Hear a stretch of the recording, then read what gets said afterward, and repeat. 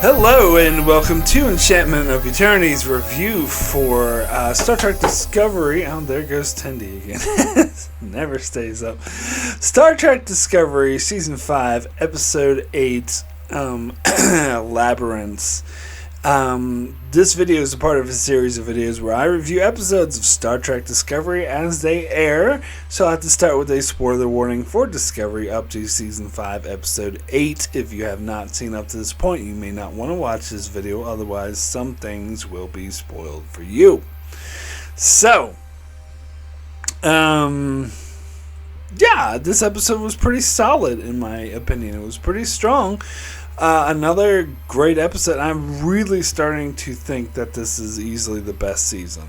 Unless they bungle it in the last two episodes, which is possible, but I really am hopeful that that won't happen. This will easily be the best season of Discovery, and it's kind of disappointing. I'll say this again, I think I said it before, that the show's ending right when it's getting good. Right when it's hitting its stride. Because I was thinking about all the stuff that happened in earlier seasons that I hated. Like, playing poker in order to win the thing. Or, wrestling out of nowhere. Or mustache twirly villains like Osiris. Or long filler episodes that are boring and don't really contribute anything to anything. Or bad pacing where it moves too slow at some points and then too fast. And they stretch out this mystery box for too long. Like, all those things and perhaps even more are not really present in season 5. It's like the show is finally hit its stride. It's finally learned to overcome things, and then it's over. That's kind of disappointing. It's similar to when the Enterprise ended after season 4. Now, what people have been saying, and they said this about Lower Decks too, is that, in the modern era of TV or streaming services, is not really 5 seasons is a long time, and the show's very lucky to get 5 seasons. And, people actually been saying that since the 90s. They were like, oh my god, Next Generation got 7 seasons, very lucky, not many shows do. But how many seasons does Supernatural get? 15, 16. I never watched that show, but doesn't look good to me. And yet, that show gets a crap ton of seasons. Not even to mention The Simpsons. What are they up to? 37 by now?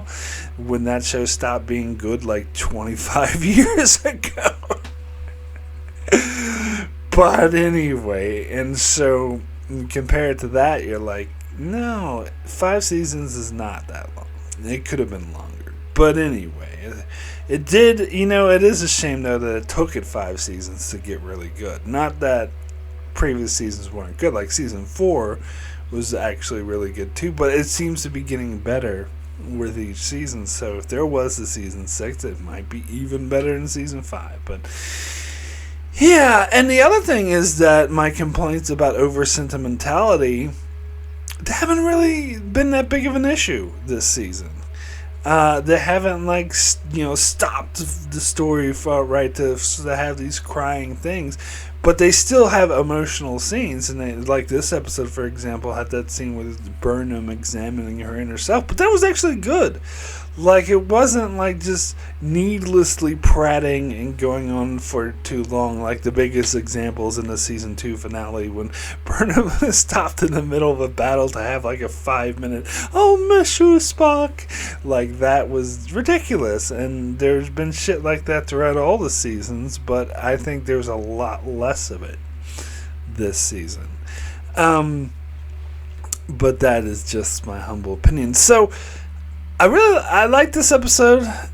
They get to the library, and the librarian's very quirky. I think that added a lot to it. That was very interesting. And of course, they find the book, and Burnham has to go inside. Now, I like the thing with Booker, where they show him this last remnants of Quajan and how it means a lot to him. And I like how the Librarian is like, has one of the last surviving members. It is yours if you want it. Now, they didn't say if Booker actually took it, but I get the impression that he did because he was still holding it last time I saw. So I get the impression that he did take it. But anyway, this like separates it from something like the museum, the British Museum, which is accused of stealing important artifacts and symbols of other cultures that are important to that culture, and these cultures want it back, but they refuse to give it back. So I think that was kind of a statement on that like, no, we actually, it's important to your culture, so if you want it, it's yours. It's kind of saying that's how we're supposed to do it.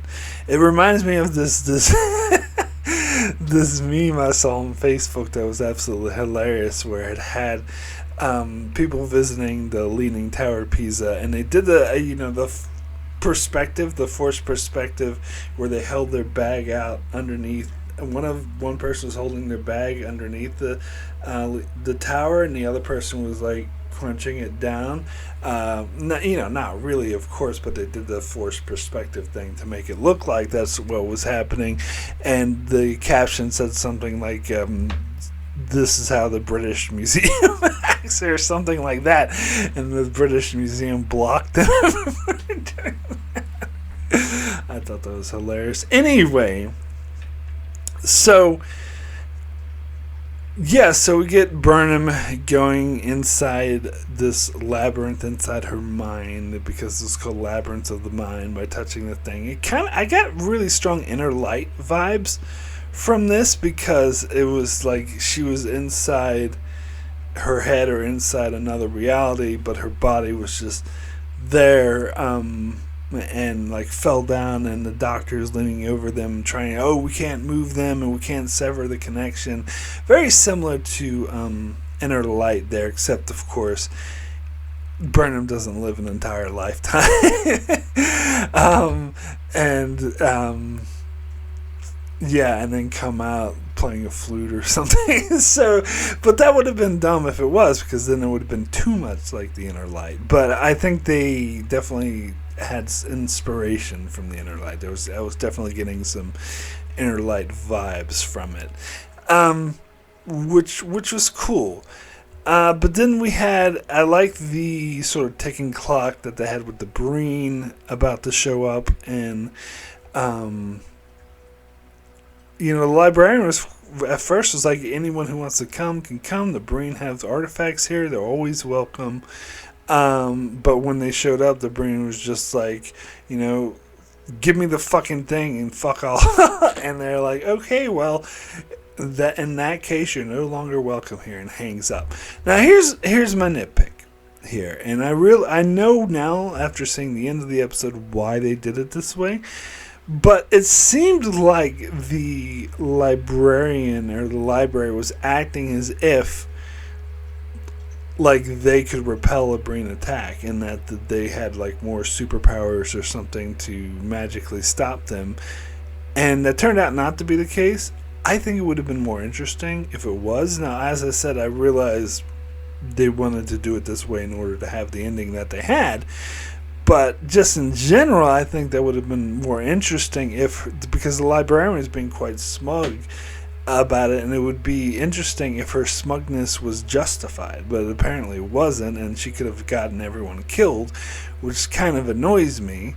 But on that same token, like, the librarian had to very carefully guide Discovery into the Badlands, and Discovery was like taking all these hits, and everything, his consoles were exploding in the background, and the ship was shaking, and the shields are down, and we're gonna have this tense scene. And that's with the librarian's help.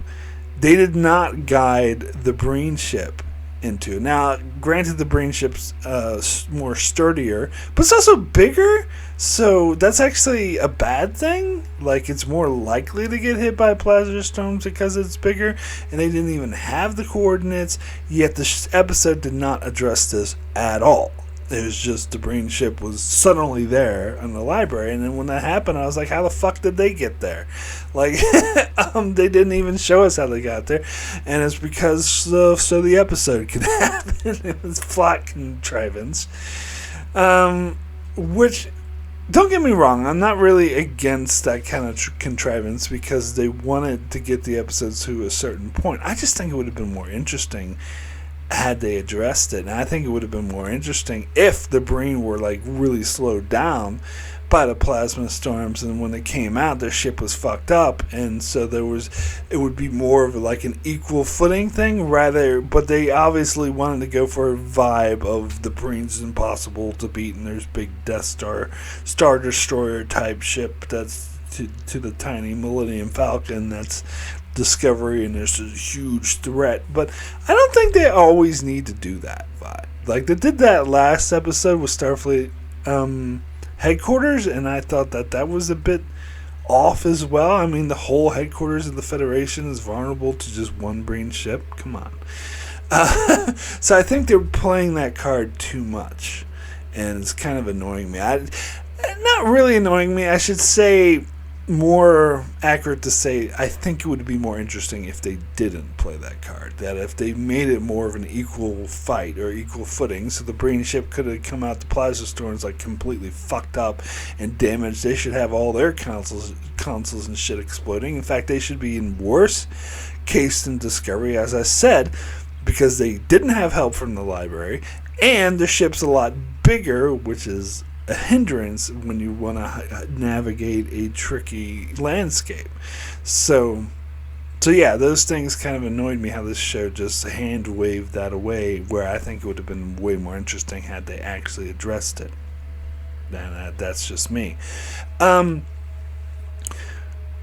I do love Rayner and Book having to protect Burnham, who can't be moved, and like fighting off Breen.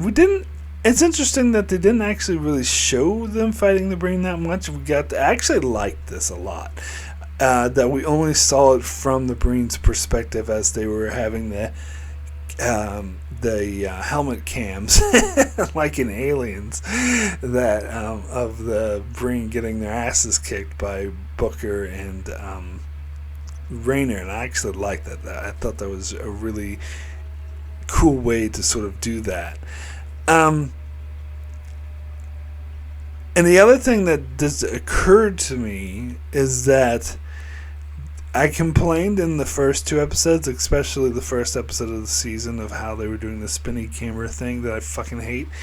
They're not really doing that anymore since that episode. So I think it's just that director, whose name I can't pronounce, but he's a producer on the show, and he directs all the important episodes. Whenever there's a premiere or a finale or anything, he always directs it.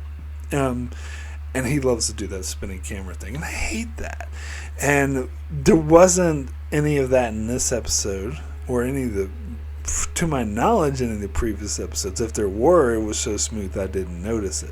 The shit they were doing in episode 1, I definitely noticed.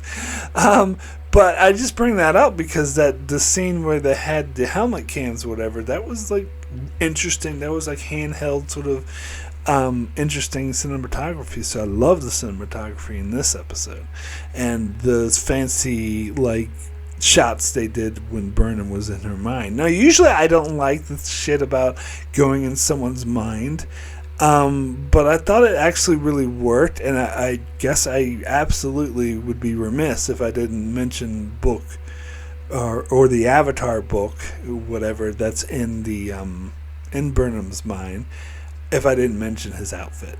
I fucking love that outfit. I think that it was like this, almost like a huge like gown type thing, and I just love that they put Booker, who was seen as a big like manly man, in that. I thought that but just in general, I thought that was a really fucking cool outfit. You know what? Kind of reminded me of David Bowie's outfit in Labyrinth. Wonder if that's where they got inspiration from. Anyway, But yeah, I liked his character in the Avatar character in that Mindscape thing, and how he was being very vague, because of course he is. He's not just going to tell you where it is. And Burnham's getting frustrated, just like, why didn't you tell me this before? And he was like, well, you didn't ask. And like, I like that. That sort of that back and forth like really worked for me.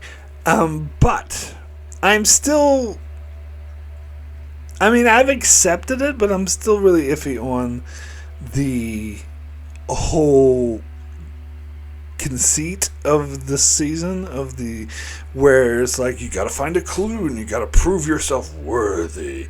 Now, this bothered me more in episode 3 than it did here, or any other episode for that matter, but it still comes off as silly to me. Like, I get it, I've accepted it, that's the conceit of the season and that's where they're going, but I think it's a dumb conceit and I shouldn't have to accept it. Like, it's just too silly for me. It's like the whole Monty Python, what is your name? What is your quest? What is your favorite color?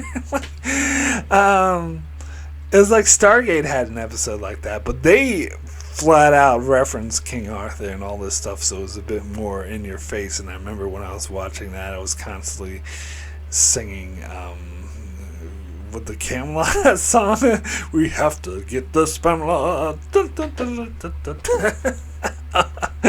And that song was coming to mind a little bit during this episode. But anyway, as I said, that's what they want to do. That's what they want to do. They want to do a silly Indiana Jones, King Arthur type quest. I just think it's, I don't know. I don't think it really fits into Star Trek that well. It just seems silly to me that these scientists from the 24th century were to have all these clues and quests, and you have to prove yourself worthy, and you have to do self-reflection. But yeah, it's, so I'm never going to be okay with this. But if I it's not, for example, changing my mind about the fact I think this is the best season of the show easily, and that's a really good season, so it doesn't bother me too much. But every time it comes up, I'm like, that's silly. But anyway, so I actually did think that Burnham's introspective, figuring out, like, thinking of her own personality and her personal flaws, about how she can't, like, she's too focused on the mission, the quest. I think that was good. I like that stuff, but it was really obvious to me that once she sat down, it's like, I give up, and started talking about all this personal stuff. It was so obvious to me that that would be what she needed to do to get the clue. So when the Avatar book spoke up, it's like, that's it, you won, you got the clue. I'm like, of course. Like, I think that was obvious. That's where they were going with that. Although I do find it interesting that when she was talking about what she should have done with Book, that wasn't good enough.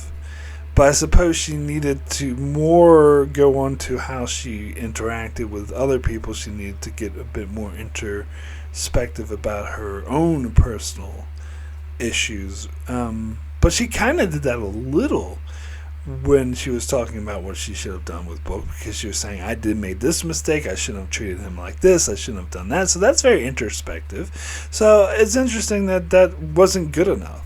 I guess she needed to do a little bit more, but the Avatar is acting like, no, that's not it, that doesn't help you. I don't know. That seems a little bit contradictory to me, but not that big of a deal. So Commander Reese is in charge of Discovery, when I guess he's the second officer now. They're always really unclear of who the second officer was. I think it was Ariam in the second season, and it was well, I think Burnham might have been the second officer in the second season. I can't remember, but anyway, but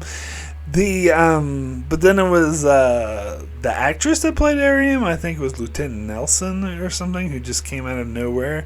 I think she was all of a sudden the second officer, but now it's Reese. But it made me realize that Reese is pretty much the only one from the original bridge crew that left that is there. And by the way, when the hell did he become a commander? Maybe I mentioned that before, but I don't remember because these characters are so forgettable. But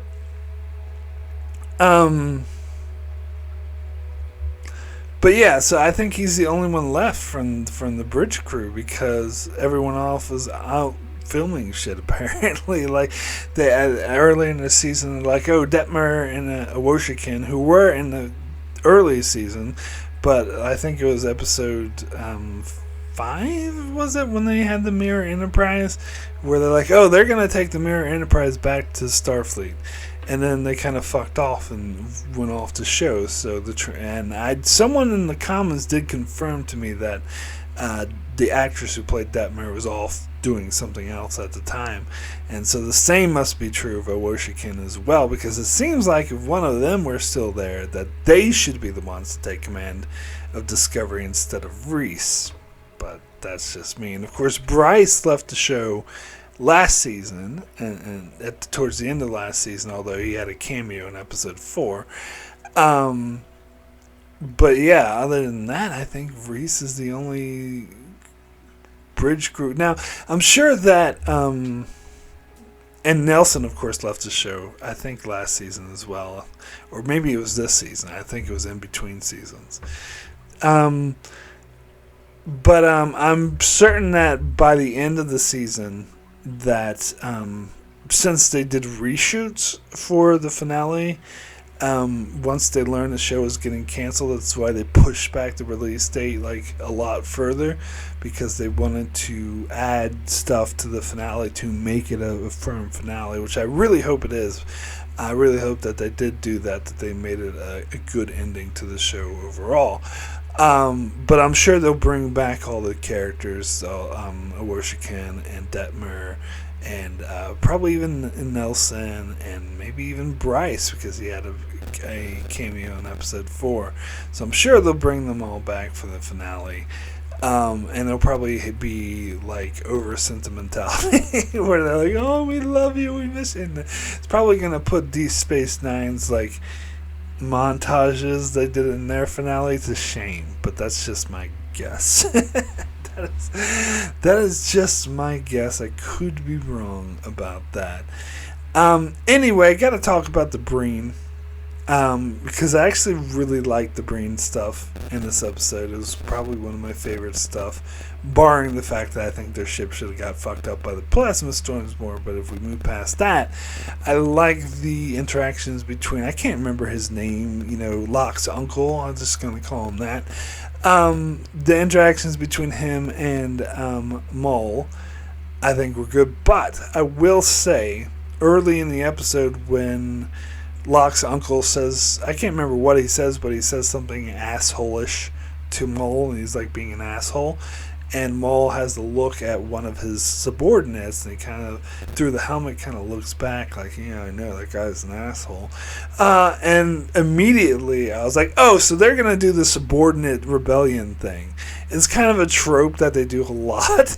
And I talked about this in certain episodes, like there was one Strange New Worlds with the pirates, and then the other one I think about a lot is what's it called, Renaissance Man, Voyager, and there was also Enterprise episode with the Ferengi Acquisition, I think it's called, where there's this like dumb henchman to the main villain, so the main hero is being captured by the henchman, like it'd be like, that guy doesn't appreciate you like I do, and gets the henchman to turn on the big bad guy, and I fucking hate that cliche a lot, and I think the Strange New Worlds episode was very guilty of that, and I really hated it for that. But I don't think that applies to this episode.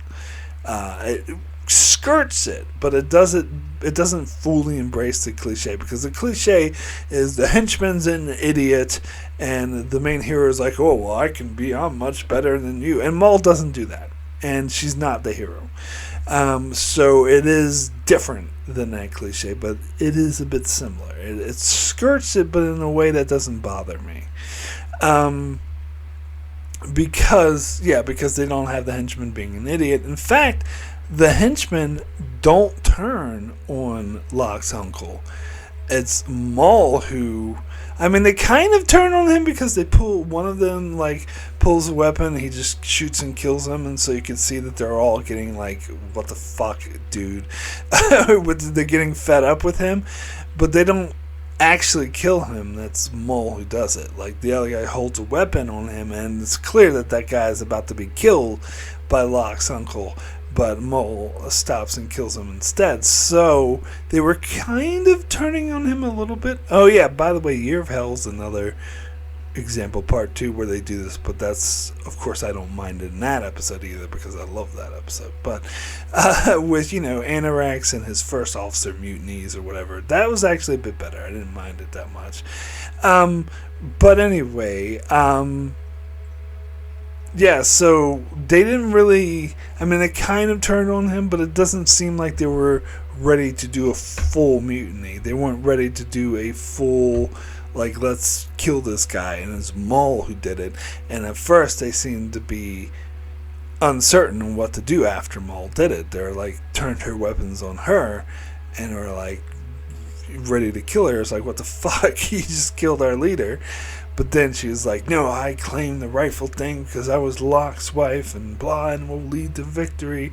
And you can see that hesitation where they're like, and that had that one guy who I think was probably his first officer or second in command look at her and then finally be like, yeah, let's do it, and put the arms up and they all like do that. So this is very interesting. I'm very fascinated by this. Not just do I not mind this kind of a mutiny, I love it. I actually think it's really good. Because it's funny, because I hate the trope about appealing to the henchmen, but I love mutiny storylines. So this kind of skirts both of them, but in a way that really works for me. And yeah, so Maul's in charge now, apparently. And I think, and plus they have all the clues, so they know where to go.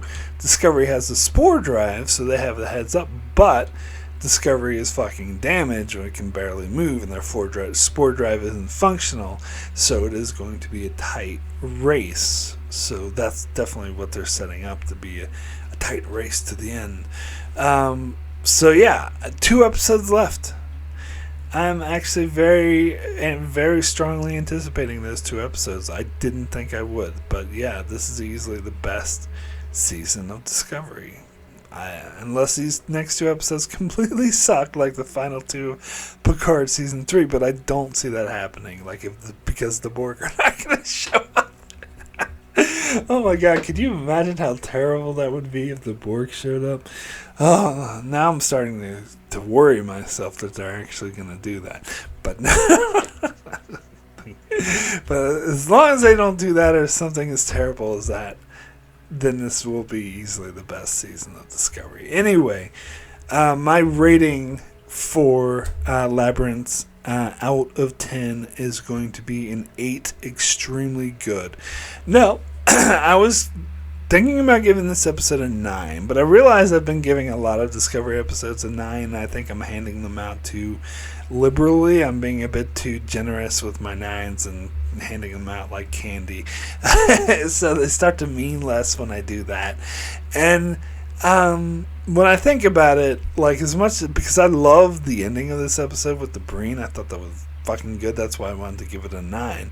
But when I think about it, some of the stuff with Burnham and their mindscape did drag on a bit.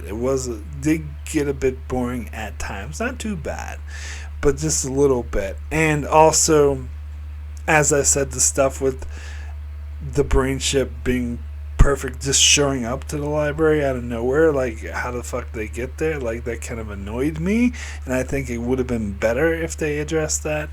But yeah, so because of those things, I will drop it to an 8, but it's a very, very strong 8. But yeah, that is my rating. So that is it for my review of the latest episode of Discovery. I will be back next week for the penultimate episode of the entire series of Discovery to cover that. Now, only 2 left. Getting to the end here. And I didn't think I would be this teary-eyed or this sort of remorseful about Discovery ending. I thought, because when I first heard season 5 would be Discovery's last season, I was like, good, this show has gone on too long as it is. And I didn't really care that much, but now kind of being disappointed that it's ending.